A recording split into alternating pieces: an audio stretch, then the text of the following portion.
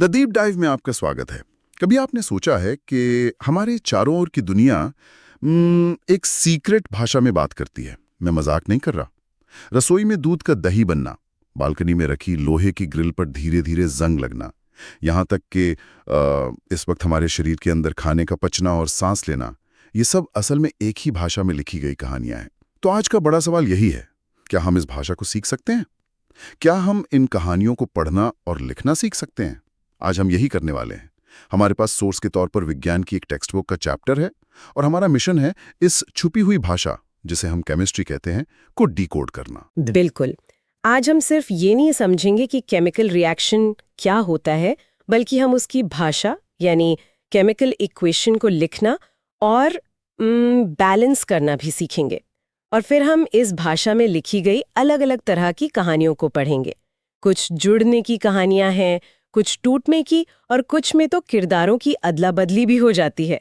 हमारा goal simple है, इस चर्चा के अंत तक ये सब आपको साइंस नहीं बल्कि दुनिया को देखने का एक नया नजरिया लगेगा। चलिए तो फिर इस भाषा का पहला अक्षर सीखते हैं। सबसे पहला सवाल, हम पहचाने कैसे कि कोई केमिकल रिएक्शन हुआ भी है या नहीं? मतलब दूध फट गया तो दिख जाता है, लेकिन वैज्ञानिक तौर पे इसके साइंस क्या है? ये एक बेहतरीन सवाल है, क्योंकि हर रिएक्शन चिल्ला चिल्ला कर नहीं बताता कि मैं हो रहा हूं। इसके 4 मुख्य संकेत होते हैं। पहला, चेंज इन स्टेट, यानी पदार्थ की अवस्था बदल सकती है, कोई सॉलिड, लिक्विड या गैस बन सकता है। अच्छा। दूसरा, चेंज इन कलर। तीसरा, एवोल्यूशन ऑफ अ गैस, मतलब बुलबुले या गैस निकल सकती है। और चौथा, जो अक्सर महसूस होता है, वो है चेंज इन टेम्परेचर। कुछ रिएक्शंस में बर्तन गर्म हो जाता है और कुछ में ठंडा। अरे, मैग्नीशियम रिबन वाला प्रयोग, मुझे याद है स्कूल में जब टीचर ने वो किया था तो पूरी क्लास की आंखें चौंधिया गई थीं। वो सफेद रोशनी इतनी तेज होती थी कि लगता था जैसे किसी ने कैमरा फ्लैश जला दिया हो। उस वक्त ये जादू लगता था, रसायन विज्ञान नहीं। वो रिबन जलकर एक सफेद पाउडर में बदल गया था। वो तो एक परफेक्ट उदाहरण हुआ ना। रंग बदला, अवस्था बदली और जाहिर है तापमान तो आसमान छू गया। बिल्कुल सही। वो एक बहुत ही ड्रामेटिक केमिकल रिएक्शन है। और यहीं से हम इस भाषा के अगले लेवल पर आते हैं। हर बार इतना लंबा कहना कि मैग्नीशियम रिबन को हवा में जलाया तो वो मैग्नीशियम ऑक्साइड के सफेद पाउडर में बदल गया, ये बहुत अनप्रैक्टिकल है। वैज्ञानिकों को शॉर्टकट पसंद है। हाँ, जैसे हम पूरी बात लिखने की बजाय एक टेक्स्ट मैसेज भेज देते हैं। तो इसका टेक्स्ट मैसेज वर्जन क्या होगा? शायद मैग्नीशियम प्लस ऑक्सीजन, फिर एक एरो और फिर मैग्नीशियम ऑक्साइड। ये पहले से काफी बेहतर है। एग्जैक्टली। इसे वर्ड इक्वेशन कहते हैं। और यहाँ 2 जरूरी टर्म्स आते हैं, रिएक्टेंट्स और प्रोडक्ट्स। जो चीजें रिएक्शन में हिस्सा लेती हैं, जैसे मैग्नीशियम और ऑक्सीजन, वो है रिएक्टेंट्स। और जो नई चीज बनती है, यानी मैग्नीशियम ऑक्साइड, वो है प्रोडक्ट। लेकिन हम इसे और भी छोटा कर सकते हैं। अगर हम इन शब्दों की जगह इनके केमिकल सिंबल इस्तेमाल करें तो ये बन जाता है Mg+O2 तीर MgO। इसे हम इक्वेशन का एक तरह से बेसिक स्केलेटन कह सकते हैं। एक मिनट, यहाँ कुछ गड़बड़ लग रही है।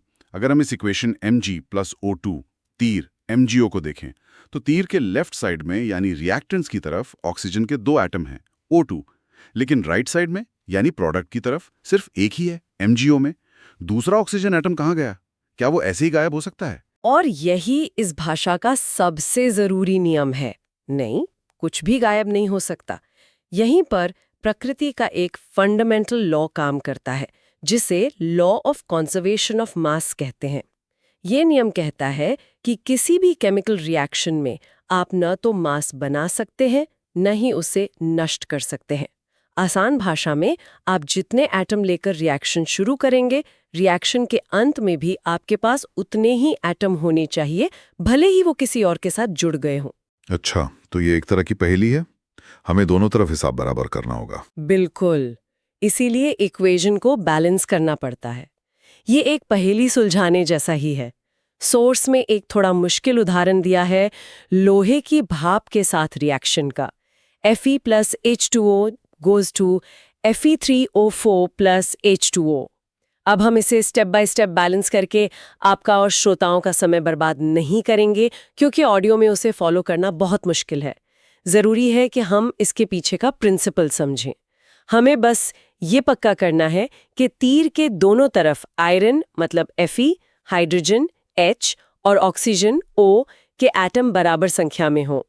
थोड़ी कोशिश और हिट एंड ट्रायल के बाद जो अंतिम बैलेंस्ड इक्वेशन हमें मिलता है वो है 3Fe plus 4H2O goes to Fe3O4 plus 4H2O। अब आप देखें दोनों तरफ 3 आयरन 8 हाइड्रोजन और 4 ऑक्सीजन के एटम है, हिसाब बराबर। समझ गया। तो असल में बैलेंसिंग ये पक्का करने का तरीका है कि हम प्रकृति के नियम को तोड़ नहीं रहे हैं। और सोर्स ये भी कहता है कि हम इस इक्वेशन को और इंफॉर्मेटिव भी बना सकते हैं। हम हर चीज की फिजिकल स्टेट भी बता सकते हैं। हाँ, सॉलिड के लिए L, लिक्विड के लिए G, और अगर कोई चीज पानी में घुली है तो उसके लिए AQ। तो हमारा आयरन वाला इक्वेशन बन जाएगा 3FeS plus 4H2OG goes to Fe3O4S plus 4H2G। यहाँ H2O के साथ G लिखा है, मतलब पानी लिक्विड नहीं बल्कि भाप के रूप में इस्तेमाल हुआ है। एकदम।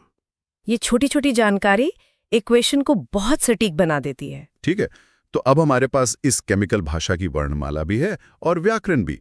अब देखते हैं कि इस भाषा से हम कौन कौन सी अलग अलग कहानियां कह सकते हैं। कुछ कहानियां जुड़ने की हैं तो कुछ टूटने की। सबसे पहले जुड़ने वाली कहानी यानी कॉम्बिनेशन रिएक्शन। जैसा कि नाम से ही जाहिर है, इसमें 2 या ज्यादा रिएक्टेंट्स जुड़कर एक सिंगल प्रोडक्ट बनाते हैं। इसका एक बहुत ही क्लासिक उदाहरण है जो शायद हम सबने देखा हो। जब बिना बुझे चूने यानी CaO में पानी मिलाते हैं तो वो बहुत तेजी से स की आवाज के साथ उबलने लगता है और बर्तन गर्म हो जाता है। हाँ, सफेदी करने से पहले चूने को गलाते हुए देखा है, उसमें से तो भाप निकलने लगती है। बिल्कुल, उस रिएक्शन में बहुत सारी गर्मी निकलती है और बुझा हुआ चूना मतलब कैल्शियम हाइड्रोक्साइड बनता है। जिन रिएक्शंस में प्रोडक्ट के साथ साथ गर्मी भी निकलती है उन्हें एक्सोथर्मिक रिएक्शंस कहते हैं। और मजेदार बात अब आती है, इसी भुजे हुए चूने से जब दीवारों पर सफेदी की जाती है तो ये हवा में मौजूद कार्बन डाइऑक्साइड से धीरे धीरे रिएक्ट करता है और 2-3 दिन में दीवारों पर कैल्शियम कार्बोनेट की एक पतली, मजबूत और चमकदार परत बना देता है। एक मिनट, क्या आप ये कह रही हैं कि सफेदी करने के कुछ दिनों बाद हमारी दीवारें असल में संगमरमर की एक बहुत ही पतली परत से कोट हो जाती हैं? क्योंकि मुझे याद है संगमरमर का फॉर्मूला भी तो CaCO3 ही है। आप बिल्कुल सही समझे। अनजाने में ही सही, हम अपनी दीवारों पर संगमरमर की एक नैनो लेयर बना रहे होते हैं। यही वजह है कि सफेदी करने के तुरंत बाद उतनी चमक नहीं आती जितनी 2-3 दिन बाद आती है। वाह। और आपने गर्मी निकलने वाले एक्सोथर्मिक रिएक्शन का जिक्र किया। हमारा सांस लेना यानी रेस्पिरेशन भी एक एक्सोथर्मिक रिएक्शन ही है। सांस लेना, वाह, ये कैसे? उसमें क्या गर्म होता है? जब हम खाना खाते हैं तो उसमें मौजूद कार्बोहाइड्रेट्स टूटकर ग्लूकोज में बदल जाते हैं। हमारी सेल्स के अंदर ये ग्लूकोज ऑक्सीजन के साथ रिएक्ट करता है जी। ठीक वैसे जैसे लकड़ी जलती है और हमें एनर्जी देता है। क्योंकि इस प्रोसेस में एनर्जी रिलीज होती है, इसीलिए इसे भी एक एक्सोथर्मिक रिएक्शन माना जाता है। वाह, ये हमारे शरीर के अंदर लगातार जलने वाली एक धीमी आग है। वाह, ये तो कमाल का कनेक्शन है। अच्छा, अगर कॉम्बिनेशन रिएक्शन जुड़ने की कहानी है तो इसका उल्टा टूटने की कहानी भी होगी। सही पकड़ा, यानी डिकम्पोजिशन रिएक्शन। बिल्कुल।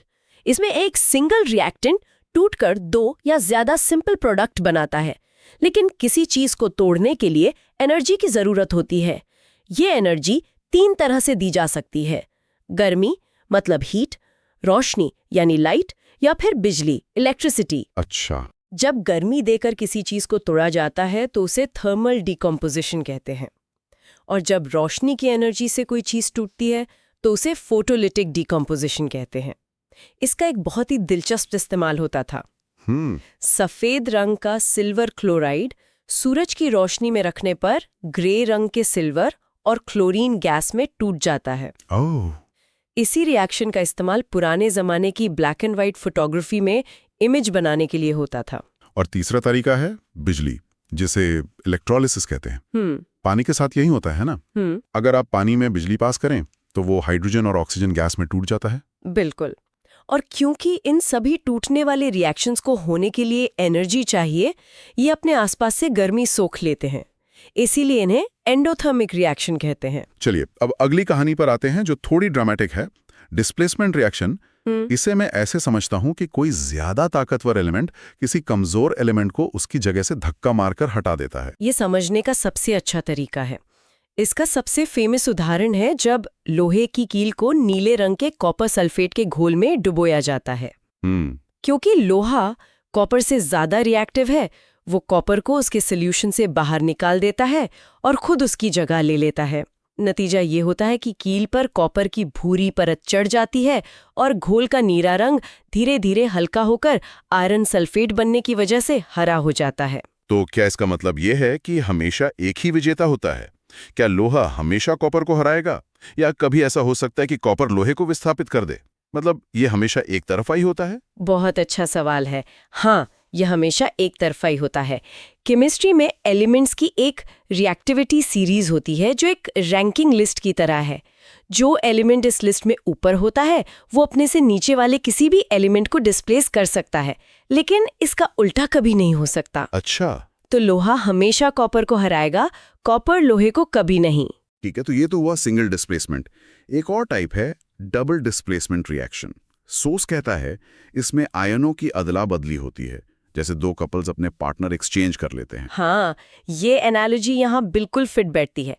इसमें दो अलग अलग कंपाउंड्स के सॉल्यूशंस आपस में रिएक्ट करते हैं और अपने आयनों को एक्सचेंज करके दो नए कंपाउंड बनाते हैं।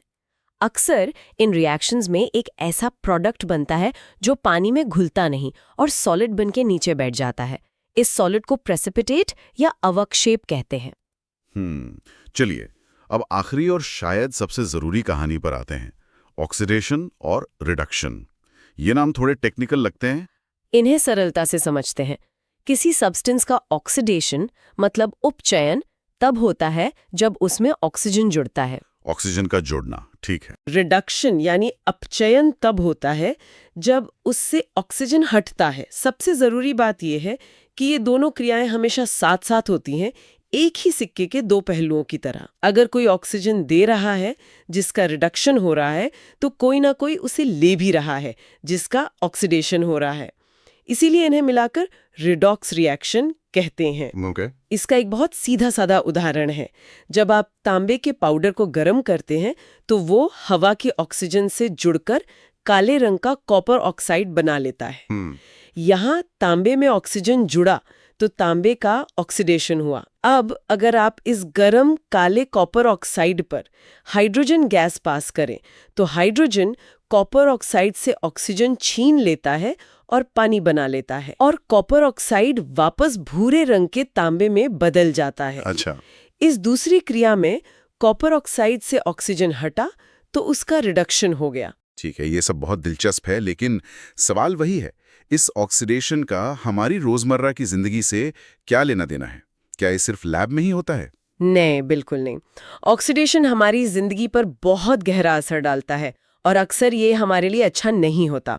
इसके दो सबसे बड़े उदाहरण हैं जो हम हर रोज देखते हैं। पहला है करोजन, संक्षारण, जिसे हम आम भाषा में जंग लगना कहते हैं। हाँ, जंग लगना। जब लोहा नमी और ऑक्सीजन के संपर्क में आता है तो उसका धीरे धीरे ऑक्सीडेशन होने लगता है और वो नष्ट होने लगता है। यह सिर्फ लोहे का भूरा होना नहीं है, ये एक बहुत बड़ी आर्थिक समस्या है।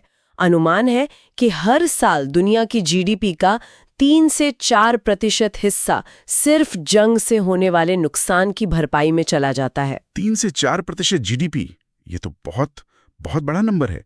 मतलब पुलों, जहाजों और गाड़ियों को बचाने में अरबों खरबों डॉलर खर्च होते हैं। और दूसरा उदाहरण तो हमारी किचन से जुड़ा है ना? रैंसिटी। हाँ, विकृत गंधिता या रैंसिडिटी। जब तेल और फैट वाली खाने की चीजें जैसे चिप्स, नमकीन या बिस्किट लंबे समय तक हवा के संपर्क में रहती हैं तो उनका भी ऑक्सीडेशन हो जाता है। इससे उनका स्वाद और गंध पूरी तरह बदल जाते हैं और वे खाने लायक नहीं रहती। खाना बासी हो जाता है। और इसी से बचने का जुगाड़ चिप्स के पैकेट में छुपा है। मुझे ये बात बहुत मजेदार लगी। चिप्स को ऑक्सीडाइज होने से बचाने के लिए पैकेट में से सारी ऑक्सीजन निकालकर नाइट्रोजन भर दी जाती है। नाइट्रोजन एक बहुत ही अनरिएक्टिव गैस है, वो चिप्स से रिएक्ट नहीं करती।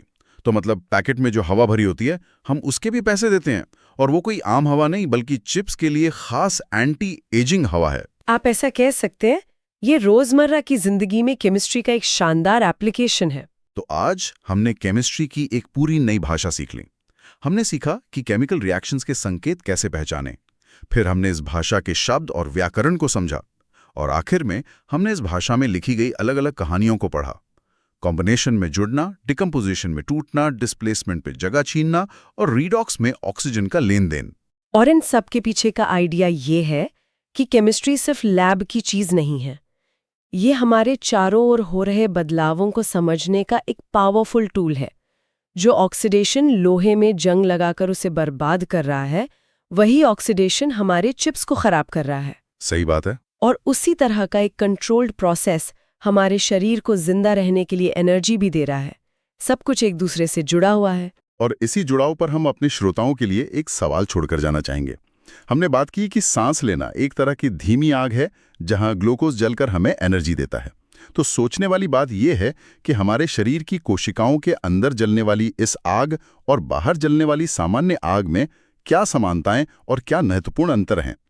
कौन सी चीज हमारे शरीर की इस आग को कंट्रोल्ड और जीवन देने वाली बनाए रखती है, जबकि बाहर जलने वाली वही आग अक्सर विनाशकारी होती है।